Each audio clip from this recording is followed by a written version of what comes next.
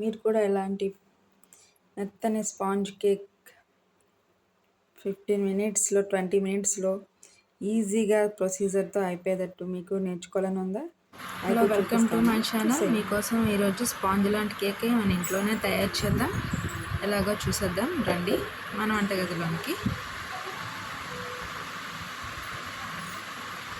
ముందుగా ఒక బౌల్లోకి మైదా పిండి, కొంచెం బేకింగ్ పౌడర్, కొంచెం బేకింగ్ సోడా, కొంచెం సాల్ట్ తీసుకుని కలుపుకొని ఇలా నీట్గా శుభ్రం చేసుకొని పక్కన పెట్టేసుకొని ఒక మిక్సీ జార్లో 2 ఎగ్స్ తీసుకుని దానిలో పగలు కొట్టేసి బ్రేక్ చేసేసి దానిలోనే పంచదార 1 కప్పు,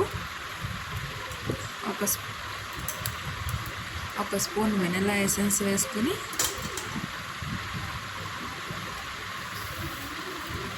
పావు కప్పు పంచదార వేస్తున్నాను. చూడండి, 1 స్పూన్ వెనిలా ఎసెన్స్ వేసుకోండి. అలాగే 1 కప్పు పాలు పోసుకోండి. ఒక టీ గ్లాస్లో సగం కప్పు పాలు పోసుకొని దాన్ని మెత్తగా గ్రైండ్ చేసేసుకోండి. పంచదార గ్రైండ్ అయ్యే వరకు, అది మొత్తం కలిసే వరకు మిక్సీలో జార్లో గ్రైండ్ చేసేసుకొని తీసి పక్కన పెట్టుకొని ఆ మిశ్రమాన్ని తీసుకొచ్చేసి మన మైదా పిండి బౌల్లో మొత్తం కలిపేసేయండి. మొత్తం చేసేసి ఉండలు లేకోకుండా దాన్ని మన బ్లెండర్తో మజ్జిగ చేసే కవ్వ ఉన్నా సరిపోతుందండి.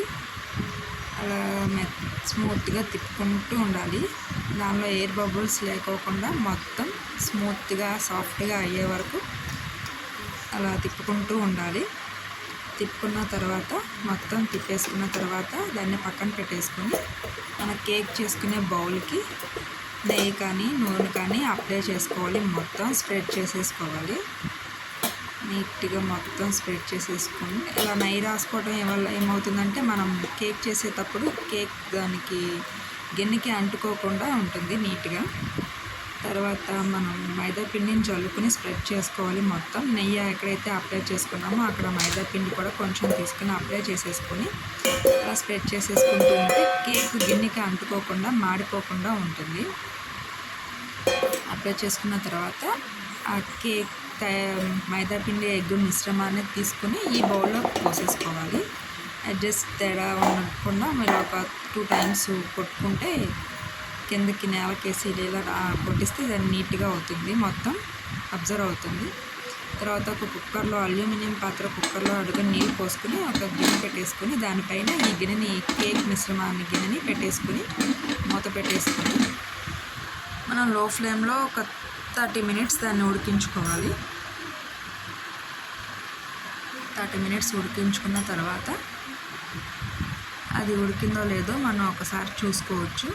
మన ఫోర్క్ కానీ చాక్ కానీ స్పూన్ కానీ ఏదైనా దాన్ని ఇక్కడ గుచ్చితే మనకు తెలుస్తుంది. చాక్ ఏమీ అంటుకోకుండా ఉంటే అది ఉడికిపోయినట్లే. ఓకే, ఇప్పుడైతే అది పూర్తిగా కంప్లీట్గా ఉడికిపోయింది. స్టవ్ ఆఫ్ చేసేసుకుని చల్లారిన తర్వాత అందులోంచి గిన్నె తీసివేసుకుని మనం చల్లారిన తర్వాత దీన్ని పక్కన పెట్టేసుకోవాలి. తర్వాత అది చల్లారింది. చాక్తో అలా రౌండ్గా ఒకసారి కట్ చేసుకుంటే మనకి ఈజీగా బార్లించేటప్పుడు ఈజీగా పడిపోతుంది కేకు, దానికి అంటుకోకుండా. తర్వాత ఒక ప్లేట్ తీసుకుని దానిపైన మనం ఇట్లా బార్లింగ్ చేసుకుంటే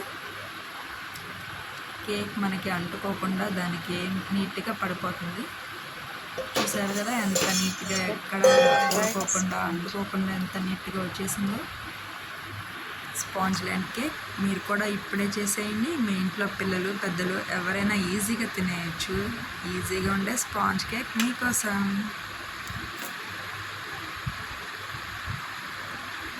చూసారుగా స్పాంజ్ కేక్.